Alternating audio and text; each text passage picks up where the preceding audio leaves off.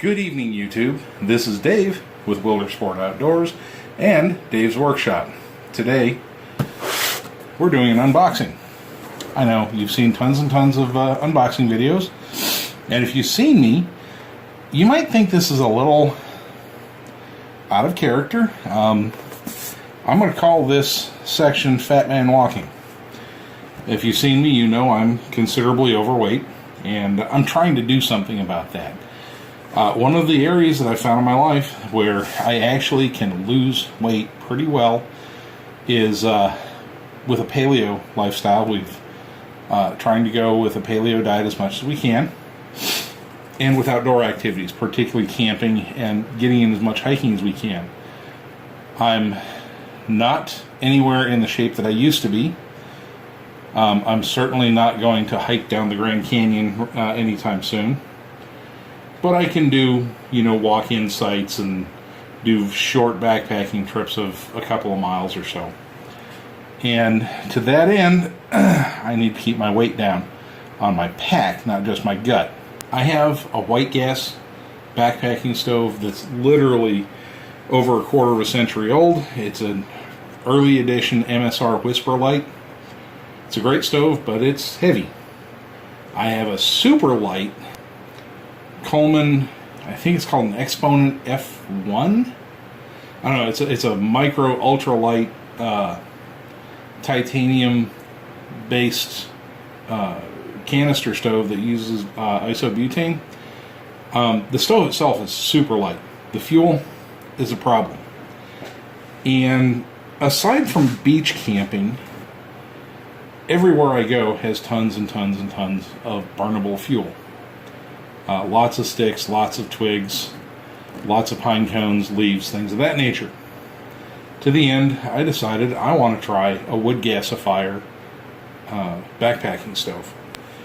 That way I don't have to carry any fuel weight in the pack. I've seen lots of different designs, and there's a lot of these stoves that are similar, and a lot are different, and through my research, I'm not positive, but I think I may have found one that'll work well for me. It's made by a company called iRegro, I-R-E-G-R-O. They call this the Portable Camping Wood Stove. It's Chinese made, and we're doing the unboxing right now. So we pop the flap, open it, and it comes in a fairly nice stuff sack. I've seen reviews on other stoves like this that talk about this. That cord is probably going to give up the ghost before I want it to. I'm probably going to have to upgrade that cord later on. It is nice and light though. I'll give it its just desserts. So we pay out the cord. Pull it out. I believe that's an alcohol cup. I don't plan on burning alcohol. It sort of goes against the whole point of going with this sort of stove. Okay, here's the bottom ring. There's the upper ring with all the gas vents.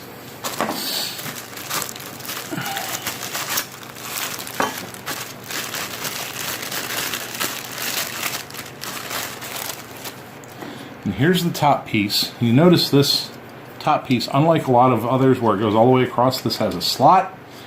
There are some others that have the slot and just these pins. I chose this one because it has pot supports that swing out. Now, you might be asking yourself, so what's the big deal? Lots of these stoves have pot supports. This is the only one I've seen that has swing out pot supports and a top feed slot.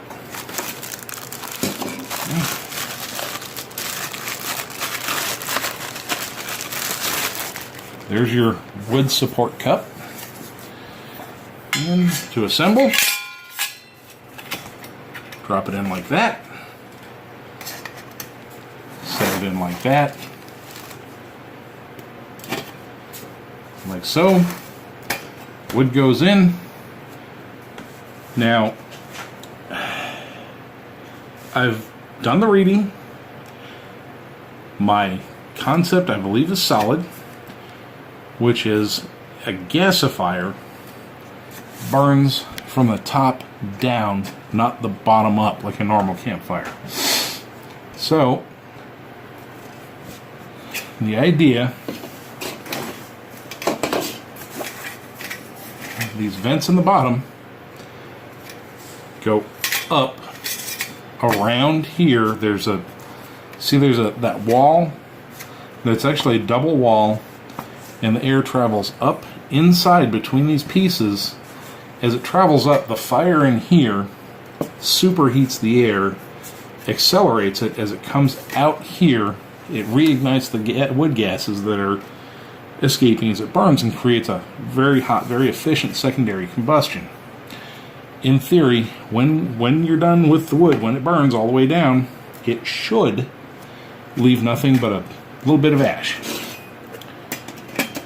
So you take your small sticks and twigs, build your pile, put some little shavings on top, light it,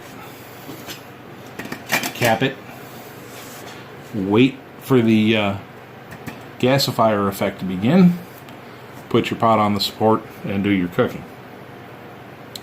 Now, the challenge I'm going to have, and I have been having, with car camping, not a problem.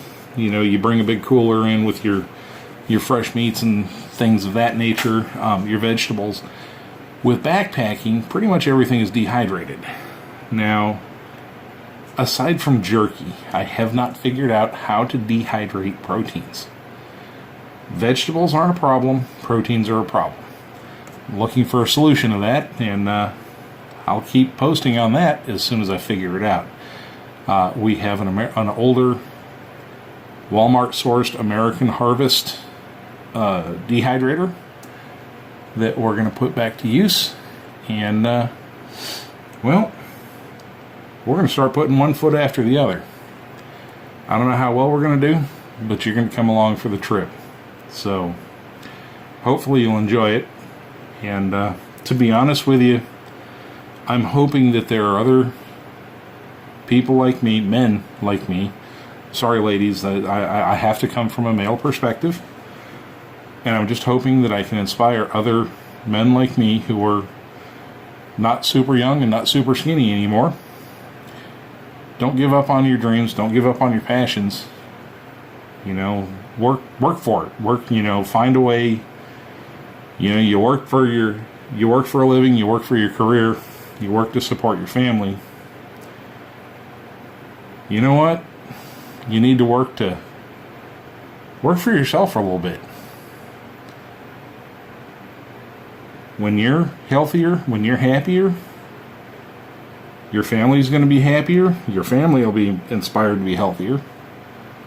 And I mean, it's just a good thing. All right, that's it. That's the stove. That's the rundown on what this channel's about. If you like what we're doing, click the like and subscribe buttons. Share this video with all your friends, and follow along as we keep doing paleo. We work as hard as we can to lose weight. And, well, I've done my thing. Now you do yours. Go out and find your own road less traveled. This is Outdoor Dave, and I'll talk to you later.